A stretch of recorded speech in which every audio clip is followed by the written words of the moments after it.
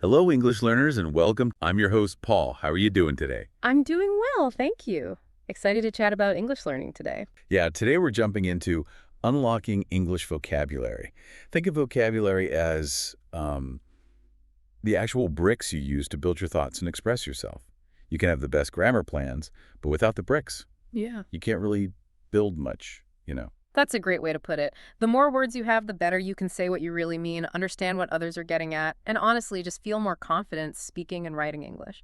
So, our goal today, we want to share some smart, pretty easy ways to learn new words, make them stick, and actually use them naturally. And we're drawing heavily from this really helpful source, Unlocking English Vocabulary, Strategies for Confident Communication. We'll cover why vocabulary is such a big deal, the common struggles, why words slip away. Then we'll get into practical ways to improve, some fun methods too, maybe share a quick story or two about our own learning, and we'll wrap up with a little challenge for you. Sound good? Sounds great. Okay, so let's dig in. We hear so much about grammar, grammar, grammar. Why are words, the vocabulary itself, so critical? Maybe even more than perfect grammar sometimes. That's a really key question because, well, grammar gives you the sentence structure, right? Yeah. But the words, they carry the actual meaning.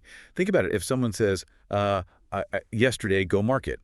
Okay, grammar's off, but you totally get it, don't you? Yesterday, go market. The key pieces are there because the words are there. Right. The words do the heavy lifting for the core message. And that's not just for speaking, is it? It makes understanding things way easier, too. Definitely. When you know more words, you're not constantly guessing when you listen or read. You can actually, enjoy a movie, get into a book, Yeah. or just follow a conversation without feeling lost all the time. And that ability to understand easily, that must feed right back into confidence, right? Feeling like you can keep up. Exactly. It builds that confidence loop. And it's not just about learning like super complex dictionary words either. Yeah, I wanted to ask about that. It's not about sounding fancy. Not primarily, no. It's more about having the right words for everyday stuff. Ordering food, asking for directions, saying how you feel, Hmm. just normal life things. That makes sense. Using tired is probably more useful day to day than latitudinous or something. Precisely. And here's something really interesting studies show. People with more words often think more clearly. It seems like having the words helps you structure your thoughts better, communicate them better. It's not just language. It links to how you process things overall. Wow, so learning words actually helps you think better. That's huge. It really shows why focusing on vocabulary is so important for connecting with people and just expressing yourself clearly. Okay, so it's clearly vital. But let's be real, it's not always easy. What are the big roadblocks people hit when trying to learn new words? Yeah, let's get into that because understanding the struggle is the first step, right? Yeah. Probably the biggest one is just forgetting. Words just vanish. Oh, yeah. The No. classic. You learn it, you think, got it, and then tomorrow, blank. It's so frustrating. It really is. And it's tied to this thing called the forgetting curve. Mm. Basically, our brains are designed to ditch info that isn't used or reinforced. Seeing a word just once, usually not enough. It needs like repeated visits for your brain to say, okay, this one's important, let's keep it. And what about that weird situation where you know a word, like you'd recognize it if you saw it, Hmm. but you just can't grab it when you're trying to speak? Yes. The difference between passive and active vocabulary. Passive is all the words you understand when you hear or read them. Active is the words you can actually use yourself Hmm. on demand. Right. And turning passive into active, that takes work. It takes deliberate practice, Yeah. using the word, saying it, writing it. It doesn't just happen automatically. Okay. Another thing I see sometimes is people getting caught up in learning really difficult or rare words, the fancy word trap, maybe. Totally. They think it makes them sound smarter, but often it just sounds unnatural. Mhm. Or they spend ages learning words they'll almost never use. Yeah. It's usually much better to really nail the common, useful words first. Like you said, confused or excited are way more useful in daily chat than, I don't know, perspicacious. Good point. Utility over obscurity, especially at first. Yeah. And the last hurdle, I think it's a big one, fear. Fear of making mistakes. Oh, yeah. That holds so many people back. They're afraid of using a word wrong, sounding silly, so they Yeah. just don't use the new words at all. Which is the one thing guaranteed to stop progress. Exactly. Mistakes are actually, well, they're good. They show you're trying, pushing yourself. And honestly, you learn way faster when you make mistakes and get corrected than when you just play it safe and stick to the words you already know perfectly. So true. So if any of this sounds like forgetting the passive-active gap, the fancy word focus, the fear, please know it's completely normal. Everyone goes through this. Absolutely. And the good news is the strategies we're about to talk about, they're designed to tackle these exact problems. So let's dive into the first one, reading. Okay, strategy 1.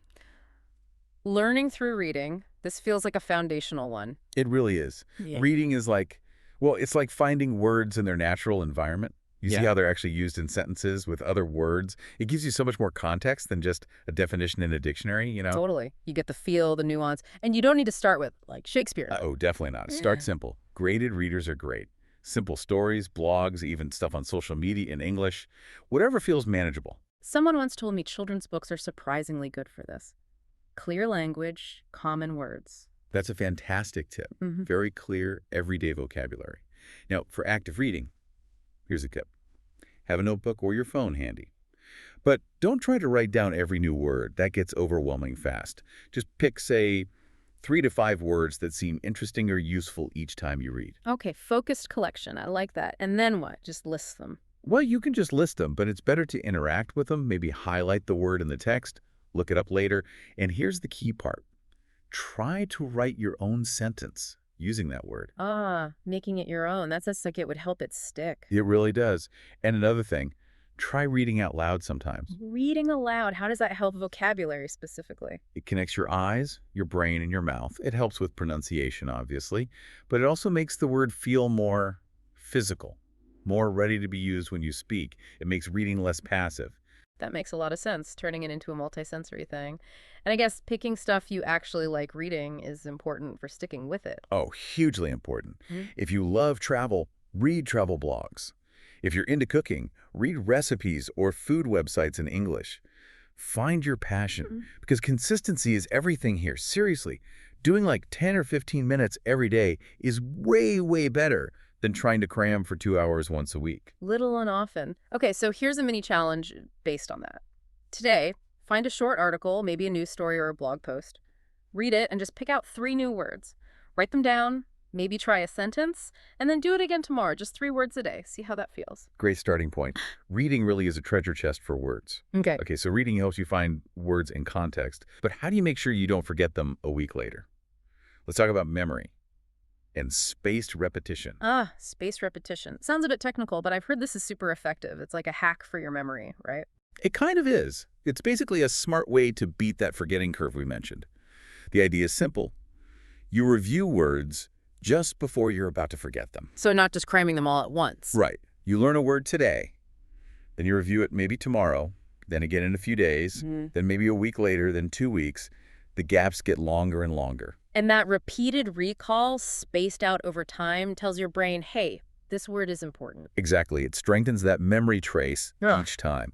And the cool thing is, there are tools that make this super easy. Apps like Anki, Quizlet, Memorize, they're designed for this. I've heard Anki is particularly smart, like it figures out which words you find hard. Yeah, Anki uses an algorithm. If you struggle with a word, it shows it to you more often.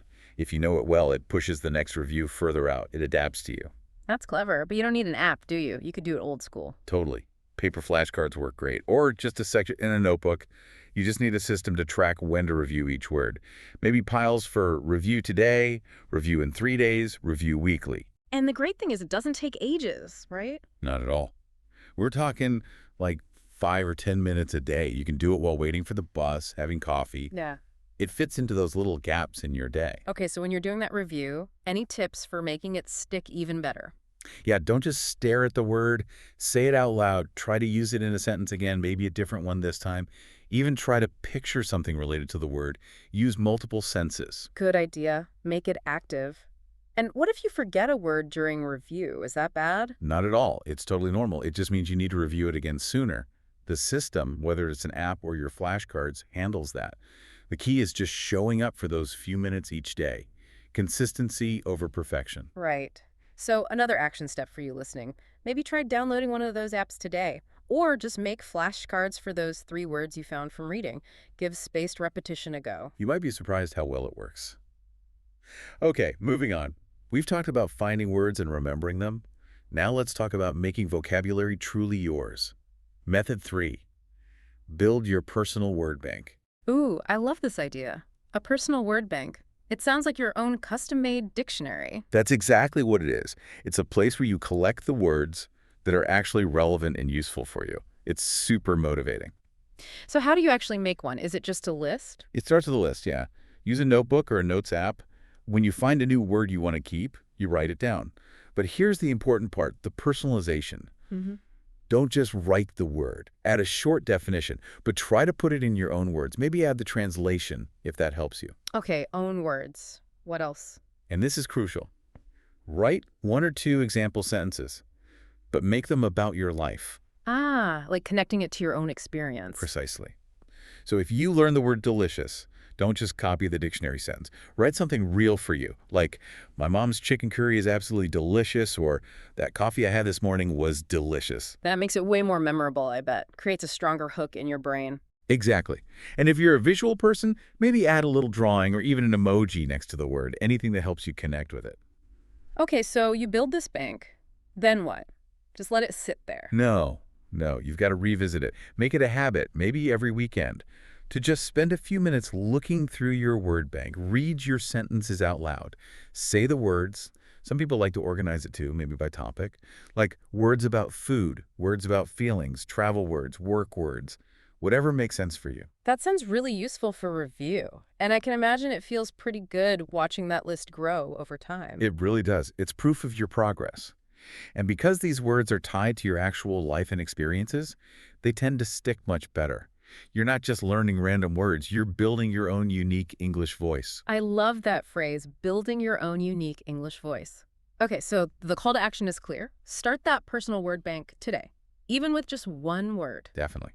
All right, so we found words, we're remembering them, we're organizing them. Hmm. What's missing? Using them. The most important step, right? Taking them out into the real world. Let's talk about actually speaking and using the words you learn. Yes. This is where the magic happens. It's where passive knowledge starts becoming active skill. So many people collect words like treasures, but then keep them locked away in their notebooks. Yeah, it was like learning all the theory of swimming, but never actually getting in the pool. You Yeah. gotta jump in. Exactly. You have to activate the words by using them. But that can feel scary, can't it? Starting to use new words. It can. So start small. You don't have to suddenly deliver a speech using 10 new words. Just try talking to yourself first, like narrate your day a little. If you learned exhausting, maybe just say to yourself, wow, that meeting was exhausting. Or if you learned grateful, think, I'm feeling grateful for this sunny weather. Little moments. Self-talk. That's a low-pressure way to start. And Then try using one new word with someone else, a friend, language partner, a tutor. Just slip it into conversation, see how it feels. embrace the mistakes, right? We talk about this being okay. Absolutely crucial. If you use a word slightly wrong and someone corrects you, amazing. That's instant, memorable feedback. Don't wait until you're 100% sure you're perfect. You'll be waiting forever. Speak to learn, don't learn to speak. I heard that somewhere. That's a great way to put it. Another thing you can try, if you're feeling grave, is recording yourself. Recording yourself, like on your phone. Yeah, just talk for like 1 or 2 minutes about anything your day, a movie you saw, whatever. Try to consciously use 1 or 2 of your new words. Then listen back. What does listening back do, besides making you maybe cringe a little at your own voice? Yeah, maybe a little cringe at first, but it helps you hear how you actually sound, catch pronunciation things, and it builds confidence when you hear yourself successfully using those new words. Okay, that makes sense. So the big message here is, don't just hoard words. Use them. Even just one new word a day in a real sentence you say out loud. Let them live in your voice, not just in your notebook. That's how they become truly yours. Great advice. Now, we've covered some solid, practical methods, but learning doesn't have to feel like homework all the time, does it? Let's talk about making vocabulary learning fun. Yes, this is so important for staying motivated long term. When learning feels like play, your brain is actually more open and receptive. It doesn't feel like a chore. So, how can we make finding and learning words more enjoyable? What are some playful ways? Well, word games are an obvious one. There are tons of apps out there. Wordscapes, Scrabble Go, crossword puzzles in English. Yeah. They sneakily build your vocabulary while you're just having fun. Good idea. What about using media? Definitely. Watching did. things you enjoy, YouTube videos, TV shows, movies in English with English subtitles on, this is huge. Why with the subtitles? Because you hear the word and see it at the same time, used in a real context. Right. It really helps cement the meaning and the sound. Makes sense. And music. Can you learn from songs? Oh, absolutely. Music is fantastic. Listen to songs you like, look at the lyrics, sing along. The rhythm and emotion help words stick in a different way. Plus, you learn idioms and colloquialisms. And podcasts, of course, like this one people are listening to right now. Exactly. Pause when you hear a new word, write it down, maybe listen to that bit again. Podcasts are great for hearing natural conversation. We also mentioned learning about topics you love. If you're obsessed with, say, space exploration, reading articles or watching documentaries about it in English is going to feel way less like studying. Totally. You'll pick up all the specific vocabulary related to space almost without trying because you're genuinely interested. One last simple, fun-ish idea, labeling things around your house. Oh yeah, the sticky note method. Put a note saying mirror on your mirror, fridge on your fridge, door on your door. Constant, gentle exposure. It sounds simple, but that repetition works. So the main idea is find ways to make it playful and personal. Learning doesn't have to be boring. Not at all. When it's fun, words just seem to stick better. Okay, so we've laid out a lot of strategies. Maybe it helps to hear how these things work in practice. Should we share a quick personal story? Yeah, let's do that. Make it real. What's one thing from your own language learning journey that really helped your vocabulary take off? Okay, for me, I remember being really disciplined about carrying a tiny notebook everywhere, like pocket-sized. And whenever I heard or read a word I didn't know, I'd jot it down immediately. But the key thing, I think, was making my own sentences for them later. The personal sentences again. Yeah. Did you make them like funny or memorable? Totally. I tried to connect them to something real or even slightly emotional. Like for embarrass, I didn't just write a boring sentence. Yeah. I wrote something specific like, I felt so embarrassed when I tripped walking onto the stage. That visual, that feeling, it locked the word in. And I'd review that notebook every Sunday. It was a ritual. That's great. Linking it to real memories and emotions. Okay, my turn. For me, a big breakthrough came from watching cartoons and sitcoms in English. Stuff like The Simpsons or Friends. Seriously. Cartoons and sitcoms. Yeah. Because the language is conversational. Lots of idioms, but usually pretty clear context. I would watch with subtitles, and I'd pause it constantly. If I heard a phrase or word I didn't know, I'd pause, look it up real quick, and then, this is the slightly silly part, I'd say the line out loud, trying to copy the actor's intonation. Uh-huh. Did you feel weird talking back to the TV? Oh, definitely felt a bit weird at first, but it worked. Saying it out loud right away made it feel more active. And then I had this rule. I had to try and use at least one new word or phrase I learned that day in a real conversation later, even just a small one. Wow, immediate application. Use it or lose it right there. Pretty much, it forced me to move from just understanding it to actually producing it. That's brilliant. So the message for everyone listening is find what works for you. Maybe it's writing like I did, maybe it's speaking and listening like you did, maybe it's drawing pictures, using apps. Whatever it is, make it consistent. Make it part of your routine. It's definitely possible. Absolutely. Okay, it's almost time to wrap up, but first, it's challenge time. Yes. Let's give you something concrete to do this week to put all this into action. All right, are you ready? Here is your mission, should you choose to accept it. It's simple, but powerful. Your challenge for the next 7 days is to learn and actively use just 5 new English words. Only 5. That sounds doable, right? Here's how. Each day, try to find one new word. From a book, this deep dive, a conversation, anywhere. Write it down in that personal word bank we talked about. Create your own sentence using the word, making it relevant to you, and then most importantly, say that sentence out loud. Or even better, try to use the word in a real chat with someone. Yeah, the focus isn't on memorizing a giant list. It's about really owning these 5 words, understanding them, saying them, using them, making them active. And hey, bonus points if you record yourself saying your sentence or if you try to teach the word to someone else. Explaining something is one of the best ways to solidify it in your own mind. Definitely. So we'd love to hear how it goes. Maybe share the 5 words you choose to master this week somewhere, like in the comments or with a study buddy. So are you in? 5 words, 7 days. You can totally do this. You really can. Okay, as we finish up, just a few final thoughts, maybe some last bits of wisdom for your vocabulary journey. Good idea. First thing I'd say, be patient. Seriously, learning vocabulary takes time. It's not a race. Adding just a few useful words consistently each week, that's fantastic progress. Don't rush it. Good one. And second, Don't freak out if you forget words sometimes. It happens to everyone. It's normal. The key is just to keep reviewing, keep repeating, keep reusing. Resilience is key. And third, always think about relevance. Focus your energy on words that are actually useful for your life. Words you'll likely need or hear in your conversations, at your job, in your daily routine. Make it practical. Makes sense. Learn what you'll use. And finally, maybe most importantly, believe in yourself. Every single person who speaks English fluently started with 0 words. 0. You are capable of learning. Trust the process. Well said. So as you go out there this week and intentionally work on growing your vocabulary, maybe just pause and think about this.